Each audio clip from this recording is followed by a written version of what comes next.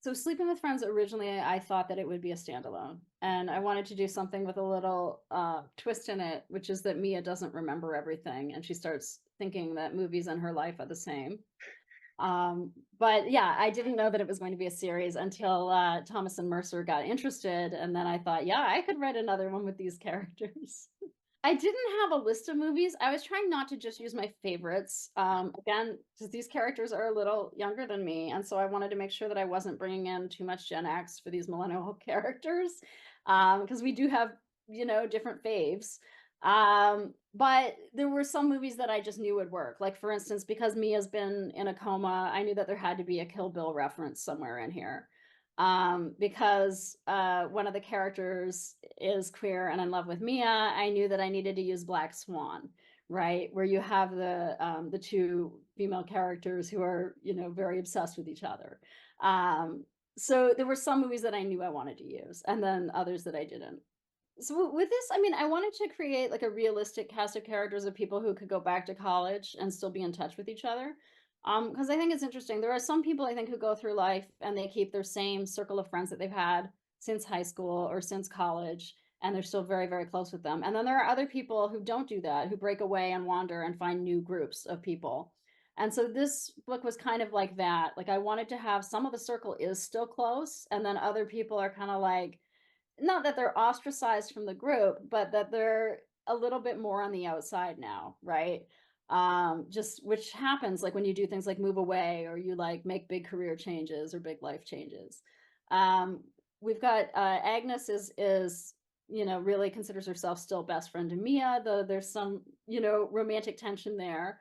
And then Mia got married, so she was the first one in some ways to leave the group, right? Because she moved into this more adult life and she married this fellow Martin, as you know, who's kind of like a finance guy and he's a little bit controlling of Mia. And he has this life that he just kind of plucks her up and brings her into. And then you've got Zoe, who would have been the other like best friend in college. And Zoe sort of is really ambitious and she's trying to make her own life, but she's also kind of jealous of Mia and her partner Ethan, who used to be in love with Mia and maybe still is, and that kind of thing. So I really also was trying to get at the way that, like, if you have a dinner party in your 30s and everyone's sitting around the table, there's something that everybody knows, like there's some secret. And then there's the stuff that the group agrees upon is the truth. And those sorts of things that can come out like over, say, like a weekend. I finished this book without thinking about which characters would go forward into the next book. I'm trying really hard not to give away spoilers. Because I mean, I'm trying not to give away spoilers also because these ones really are like the most kind of traditional mystery that I've written. Um, but once we knew that we were going to do a second book, then you go back and you do a rewrite and you do edits with your editor and that kind of thing.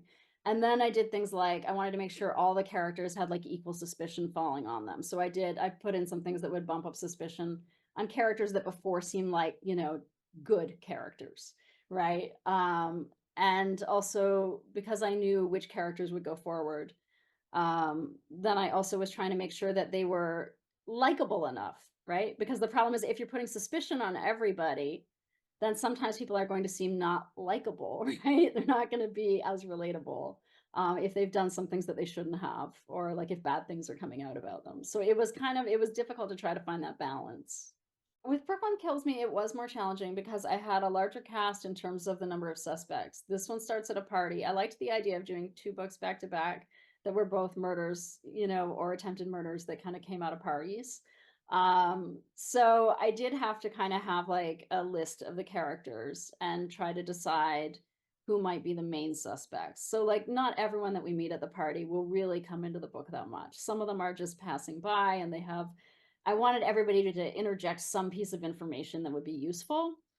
Kind of like in a classic mystery like Agatha Christie, the way that they do. But I did have to have certain characters where I could figure out what their strands would be and how they would intersect with the others.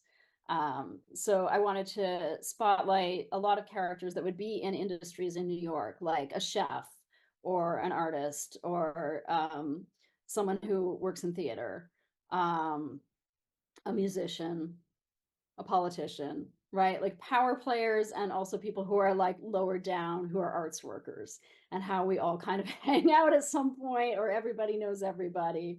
But there are still these like tiers of power. So in this one, I did want to make Agnes suddenly seem more confident as a detective. But I still needed to make sure that she would grow enough over the course of the book that we feel like it's fulfilling by the end.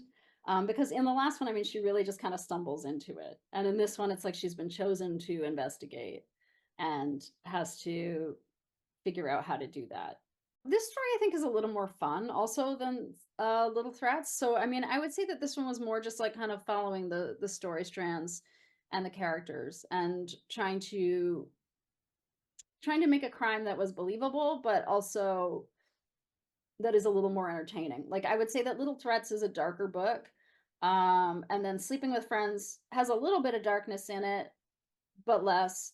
And then Brooklyn Kills Me, I think, is actually pretty light in terms of I mean, there's murder and it's graphic, but at the same time, it's a little lighter because I think it's a more it's just more of I don't know, like more of a straight up traditional mystery.